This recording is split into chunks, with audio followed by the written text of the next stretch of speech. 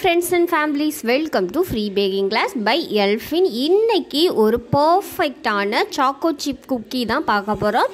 இதுக்கு செய்யக்கூடிய இன்க்ரீடியண்ட்டும் குறைவு, அதே நேரத்தில் ஈஸியாகவும் செஞ்சிடலாம்.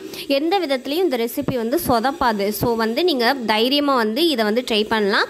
நீங்கள் ஃப்ரீயாகவே பேக்கிங் கற்றுக்கணுமா இல்லை பேக்கிங் கற்றுக்க ஆவலாக இருந்தும் பக்கத்தில் கிளாஸஸ் இல்லையா, ஜஸ்ட் எங்கள் சேனலை சப்ஸ்கிரைப் பண்ணி ஃப்ரீ பேக்கிங் கிளாஸில் ஜாயின் பண்ணிக்கோங்க. இது முற்றிலும் இலவசமாக வழங்கக்கூடிய ஒரு பேக்கிங் வகுப்பு.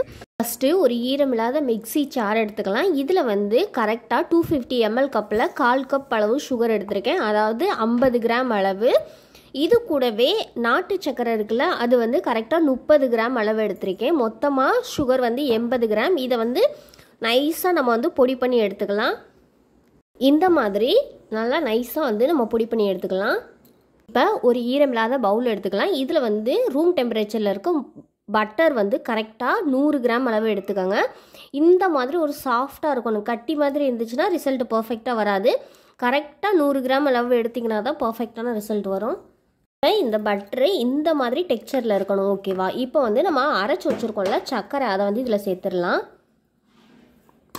நல்லா ஃபைனாக அரைச்சிருக்கான்னு செக் பண்ணிக்கோங்க. இது கூடவே ஒரு பிஞ்ச் அளவு உப்பு சேர்த்துக்கலாம்.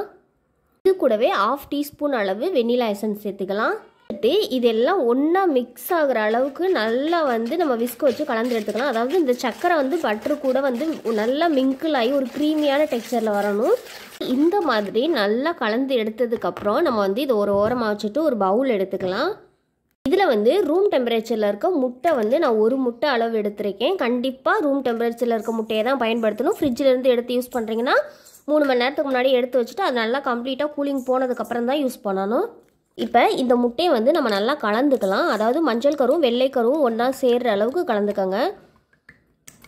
இந்த மாதிரி கலந்து எடுத்த முட்டையை நம்ம பாதி அளவு இந்த பேட்டரில் சேர்க்கணும். முழுசாக சேர்க்காதீங்க, பாதி அளவு சேர்த்துட்டு ஃபஸ்ட்டு நல்லா மிக்ஸ் பண்ணி எடுத்துக்கலாம். மாதிரி க்ரீமியாக கலந்ததுக்கப்புறம் மறுபடியும் மீதம் இருக்கும் முட்டையை நம்ம சேர்த்துடலாம். சேர்த்துட்டு மறுபடியும் அதே மாதிரி கலந்து எடுத்துக்கலாம். இந்த மாதிரி கலந்து எடுத்ததுக்கப்புறம் ஒரு ஓரமாக வச்சுட்டு ஒரு பவுல் எடுத்துக்கலாம்.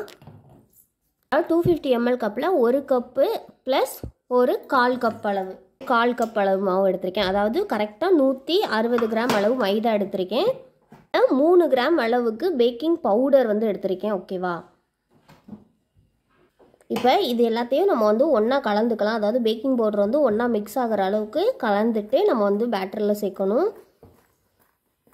கலந்ததுக்கப்புறம் இந்த பேட்டரை நம்ம வச்சுட்டு இதில் சல்லடை வச்சுட்டு அதில் நம்ம இந்த மாவு சேர்த்துக்கலாம். சேர்த்துட்டு சளிச்சு எடுத்துக்கலாம். சேர்த்துட்டு இது எல்லாத்தையும் நம்ம ஒன்றா மிக்ஸ் பண்ணி எடுத்துக்கலாம். மாதிரி ஒரு பேட்டரை மிக்ஸ் பண்ணி எடுத்ததுக்கப்புறம் நான் இதில் கரெக்டாக சாக்லேட் சிப்ஸ் இருக்குல்ல, இது 100 கிராம் அளவு எடுத்திருக்கேன். இதை இதில் சேர்த்துக்கலாம். இது சாக்லேட்டை குட்டி குட்டியாக நறுக்கிட்டு அதை 100 கிராம் அளவு எடுத்திருக்கேன். உங்களுக்கு எது இருக்கோ அதை யூஸ் பண்ணிக்கோங்க. அதுவே 50 கிராம் அளவு நட்ஸு, நீங்கள் எந்த நட்ஸ் வேணாலும் எடுத்துக்கோங்க, அது ஆப்ஷனல் தான். இப்போ இது எல்லாத்தையும் சேர்த்துட்டு நம்ம லைட்டாக மிக்ஸ் பண்ணிடலாம்.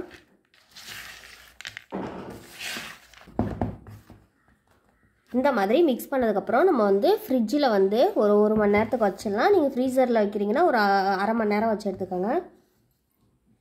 இந்த மாதிரி ஃப்ரிட்ஜில் எடுத்ததுக்கப்புறம் நம்மளுக்கு கொஞ்சம் கெட்டியாக இருக்கும். இப்போ நம்ம இதில் உருண்டை பிடிச்சி எடுத்துக்கலாம். உருண்டை எல்லாம் ஒரே சைஸில் இருக்க மாதிரி பார்த்துக்கோங்க. ஒன்று பெருசு ஒன்று சின்னது மாதிரி வச்சிங்கன்னா ஒன்று கரெக்ட் டைமாக பேக் ஆயிரும், இன்னொன்று வேகாத மாதிரி இருக்கும். ஸோ கரெக்டாக பிடிச்சிக்கோங்க. இப்போ ஒரு பேக்கிங் ட்ரேயில் பட்டர் பேப்பர் போட்டு வச்சுருக்கேன். நம்ம ரெடி பண்ணி வச்சுருக்க அந்த குக்கி டோவை சின்ன சின்ன உருண்டைகளாக பிடிச்சி நம்ம இதில் வச்சுக்கலாம்.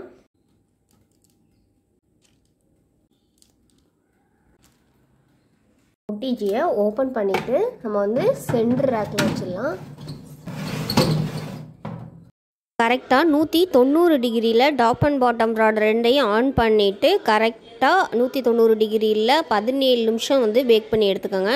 இப்போ நம்மளோட குக்கி வந்து 17 நிமிஷத்தில் வந்து பேக் ஆகிடுச்சு. வெளியில் தொட்டு பார்த்தா சாஃப்டாக இருக்க மாதிரி தான் இருக்கும். ஆனால் வந்து நீங்கள் சத்த நேரம் அப்படியே அந்த ட்ரேலே விட்டுருங்க, ஆறட்டும். நல்லா கம்ப்ளீட்டாக ஆறுனதுக்கப்புறம் தான் நம்ம வந்து அதை வந்து உடச்சி பார்க்குறதோ ஸ்டோரேஜ் பண்ணுறதோ பண்ணணும். ஆனால் நீங்கள் நகர்த்துனீங்கன்னா அது நகரெல்லாம் செய்யும். ஓகேவா? இப்போ வந்து இந்த மாதிரி இருக்கும். பார்த்தீங்கன்னா நம்ம குக்கீஸ் வந்து அவ்வளோ அழகாக ரெடி ஆகிடுச்சு. மேலே பார்த்தா சவுண்டு கேட்குதா, கீழே பார்த்தா அதே மாதிரி சவுண்டு கேட்குது. ஆனால் உடச்சா உள்ளே வந்து சாஃப்டாக இருக்கணும். அதுதான் குக்கி.